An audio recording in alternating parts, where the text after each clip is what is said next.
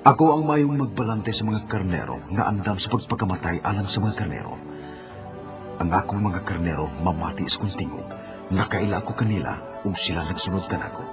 Naghatag ako sa kinabuhing dayon ug di na gyud sila mga matay. Ug way makaagaw kanila gikan kanako. Sa paghilabay sa tulo ka tuig sa iyang pagpanudlo, gisugo ni Hesus ang iyang mga tinun-an sa pagdakan niyag usa ka asno nga wa pa kabay. Gikabay-an Hesus ang nating asno ug nisud sa Jerusalem, ug ang katawhan nagalipay ug nagdayeg sa Dios tungod sa mga dakong katingalahang buhat nga ilang nakita. Misinggit sila. Daygon ang hari nga mianisangan sa Ginoo, kalinaw sa langit ug himaya sa kahitasan. Sa pagkahiduol na ni Hesus sa syudad ug sa iyang pagkakita niini, mihilak siya tungod kay ang mga tao wa makaila kaniya ingon nga madluluwas. Unya misuod si Satanas kang Judas nga gingalag Iscariote, usa sa 12 ka tinun-an ni Hesus. Si Judas nakikonsabo sa mga kadagkuang pare ug opisyal kung usaon niya pagtugyan kang Hesus nila. Nalipay ang mga pangumpari ug mga kapitan ug gitanyagan nila si Judas og 30 ka salapi kung masayran nila ang dapit nga ilang madakpan si Jesus. Nasayod ang Ginoo nga miabot na ang iyang takna sa pagbiya ni kalibutan. Iyang gitapok ang iyang mga tinun-an aron sa ulogon ang Pasko sa kasakit. Sa ilang pagpangaon si Jesus ni kuha sa pan ug gipikas-pikas ug gihatag kini ni umingon, "Kan-an ninyo kini, mao kini ang yawas nga gitugyan alang kaninyo. Buhata kini aron paghandom kanako." Ug gikuha niya ang kupa. Ug tapos sa iyang pagpasalamat, gihatag niya kini kanila ug nanginom silang tanan. Ug si Jesus mingon kanila, "Mao kining akong dugo sa bagong kasabutan nga giula alang sa kapasayloan sa sala. Ug sultihan ko kamo, di na gyud ko moinom niining bino pag-usab uban kaninyo hangtod ngadtong adlaw nga moinom ako nini dito sa kingharian sa akong Amahan. Apan magaingon ako kaninyo, ayaw kamo kagol. Salig kamo sa Dios ug salig usab kanako. Sabay sa kong Amahan adunay daghang mga lawak, ug moadto ako aron pag-andam og dapit alang ninyo. Ug puntuan ako ug makaandam na para inyo. Mubalik ako ug kuhaon ko kamo aron sa ingon kun asa ako, tuwasab kamo. Nahibaw kamo kun asa ko paingon. Ug nahibaw usab kamo usa ang pagadto. Apan si Tomas mingon kaniya, "Ginoo, wa kami mahibaw kun asa ka paingon." Gitubag siya ni Hesus sa pagingon, "Kuanggan ang kamaturan ug ang kinabuhi. Way makaadto sa Amahan kun dili mo agi kanako." Netong gabi una, si Jesus nagpasidaan sa iyang mga tinun-an sa umaabot nga panahon sa kristanan. Matod pa niya, kung nasilag kaninyo ang kalibutan, hinumdumi nga ako'y unang gikasilagan nini. Ang nasilag kanako, nasilag usab sa aking Amahan. Human sa panihapon, si Jesus miato sa tanaman sa Getsemane aron sa pagampo. Ang iyang mga tinun-an misunod kaniya sa maong dapit. Human siya nagampo, miabot ang mga pangulong pari ug mga kapitan sa templo nga nangita kang Hesus. Si Judas nga nihapon uban kang Hesus mo'y nangu sa panon. Miduol siya kang Hesus ug iyang gihagkan sa hawk pagluwid. Sa diha-diha ning tungura, nagpaila si Hesus sa panon sa katawan ug mingon, "Ako, misibog sila og nangatumba." Unya nagpadakop si Jesus kanila ug gitaral nila siya ngadto sa pangulong pari. Ang mga opisyalis sa templo may bugal-bugal kaniya ug biluwa siyang naong. Gitabunan nila ang iyang mga mata, gisumbag ug gisagpa og mingon, "Tag-ana kung kinsay misagpa kanimo." Sayo sa sunod ka buntag, ang katawhan midakang Hesus ngadto kang Pilato. Ug gipasakaan og sumbong, amo nakaplagan kining tawhan nga naggumot sa among nasod. Apan human masusi nila si Jesus, si Pilato miingon sa kaparian sa mga katawhan, "Wa ko'y nakitang sa nga takos siyang mamatay. Akong imando nga kastiguhon lang siya og buhian." Apan mi padayon ang singgit sa katawhan, Ilansag siya! Ilansag siya! Apan tungod kay buot man si Pilato nga magpahimo sa katawhan, iyang gipalatigo si Jesus ug gipalansang ang mga sundao naghimog koronang tunukon ug gisalob sa ulo ni Jesus. Ug gikupuan nila siya sa panapton nga bulok dagtong pula. Ug mingon sila, "Mabuhi ang hari sa mga Hudiyo." Ug gibunog nila siya. Unya gidahas si Jesus ngadto sa gawas ug gipagpas-an sa krus, paingon ngadto sa Kalbaryo nga ginganlan og Golgota. o ang dapit sa kalabera. Didto sa maong dapit nga gitudlo sa Ginoo kang Abraham, iyang gihan ang iyang bugtong anak nga si Isaac, ilang gilansang sa krus Jesus, ang bugtong anak sa Dios. Og sa ilang paghimo niini, niingon si Jesus, Amahan, pasaylo sila kay wa silang mahibaw sa ilang gibuhat. Samtang si Jesus nagbitay taliwa sa duha ka kriminal nga sinilutaw sab ug gikuha sa mga sundao ang iyang sinina ug gipustahan. Nahitabo kini aron matuman ang kasulatan nga gisulti ni David. Sa tulo ka oras ang mga tawo nagtanaw. Nagbugal-bugal kaniya ang mga kadagkuan sa mga Hudiyo ug nag-ingon, Giluwas niya ang uban, paluwas sa siya sa iyang kaugalingon kung siya mo ang Mesiyas nga pinili sa Diyos. ug mitabon ang kangit-ngit sud sa tulo ka oras. Ug natuman ang hisula. Gipas-an sa Ginoo ang sala sa katawan. Dito sa krus, si Jesus ningon, Diyos ko, nanong kipyaan mo ako? Si Jesus nasayod nga ang tanan na tuman suma sa gisulti sa kasulatan. Sa iyang pagingon, Ginoo, ako. Unya mga sundao mitiaw pinagi sa pagtunol ug suka kaniya nga nagkanayon. Kung ikaw ang hari sa mga Hudiyo, luwasan niyo ang kaugalingon. Unya migon si Jesus, Natapos na.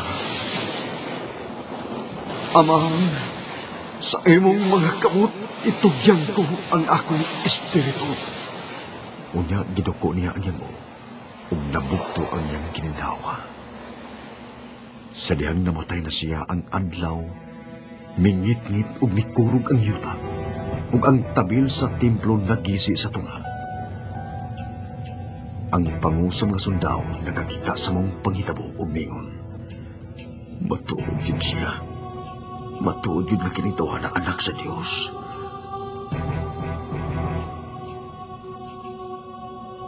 Unya miabot ang mga sundao aron sa pagbalik-balik sa iyang mga bukog ug sa duha ka kriminal nga gibitay dito sa krus uban kang Jesus. Apan sa diyang nakita sa mga sundao nga patay na si Jesus, wa na nila balia ang iyang mga bukog. Hinoon gitino nila kung siya patay na magyud pinagi pagduslak siyang kilid ug migawas ang tubig ug dugo. Kining tanan nagpanghitabo suma sa gingon sa kasulatan, dili siya kabali ang bukog. Ug aron tan-aw kaniya ang ilang gidunggan. Ug human ining hitabo, duha ka magtuto ni Jesus, Jose Nicodemos, mikuha siyang patay lawas, giputos nila sa panapton nga gibutangan ug pangimbal samar unya gilubong.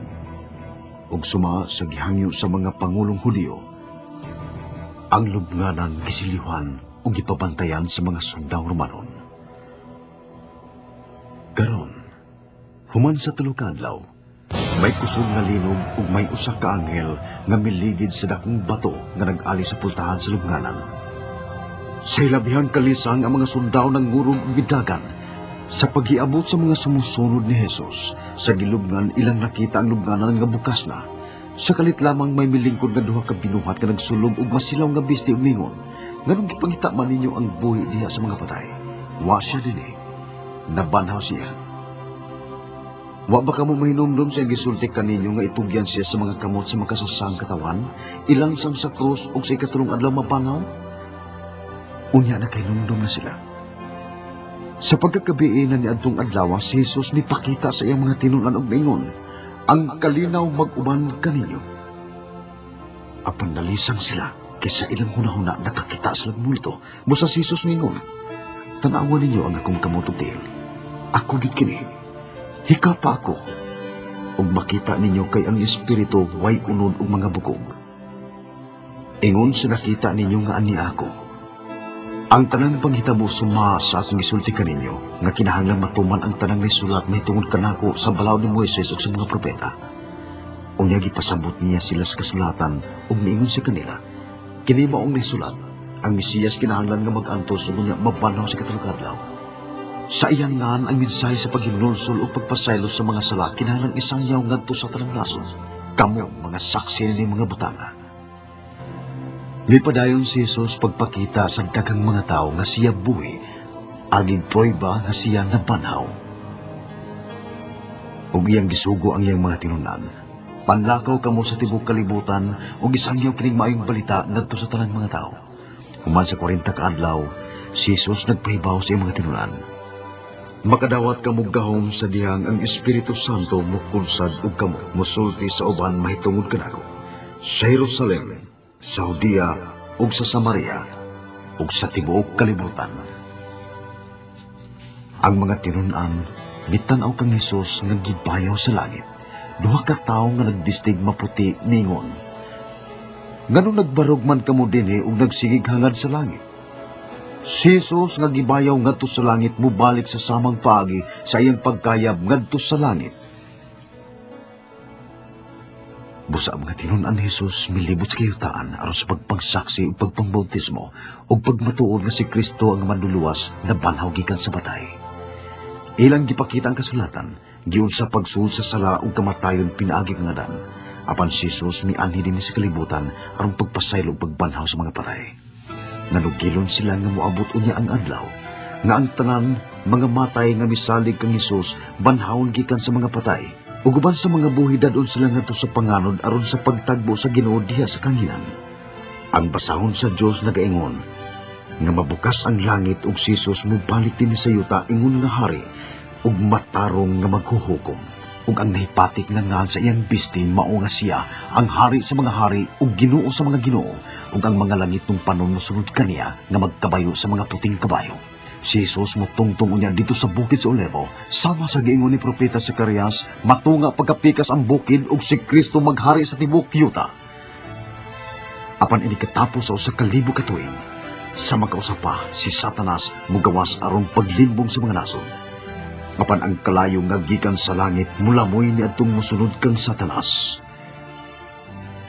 Onya sa katapusan si Satanas nga maluibon itambog ngadto sa linaw nga kalayo ug sakiton sa adlaw ug gabi sa way katapusan. Onya dito sa tubangan sa maputi ug dakong trono, ang tanang nangamatay dagko ug gagmay mubarog sa tubangan sa Dios. Ug ang nga ni bisan kinsa nga dili makaplagan sa basahon sa kinabuhi, itambog ngadto sa linaw nga kalayo. Apan dito niya sa bagong langit ug bagong kalibutan, ang Dios makig-uban siyang katawan ug bahiran sa Ginoo ang tanang mga luha ug wa nay kamatayon ni kasubo ni paghilak ug wa nay kasakit kay kining tanan mahanaw na. Ug wa na usab kinahanglan ang mga kandila ni ang kahayag sa adlaw tungod kay ang himaya sa Dios ug sa nating karnero mao man ang kahayag. Ug sila magmando sa way katapusan. Ang kahoy sa kinabuhi at tuwaw sab niini nga dapit ug ang tunglo sa katawan mahanaw na. Si Jesus mingon, duol kamong giuhaw. Inyon sa way bayad ang tubig nga naghatag og kinabuhi. Mubalik gid ako sa dili madugay. Bulahan sila nga mutuman sa akong mga puong. Sultihan ko kamo ang mamati sa akong gisulti ug mutuo kaniya nga nagpadakan ako may kinabuhing dayon. Siya dili silutan kay nakalapas naman siya gikan sa kamatayon ngadto sa kinabuhi. Mao kini ang sugilanon sa Dios alang kanimo.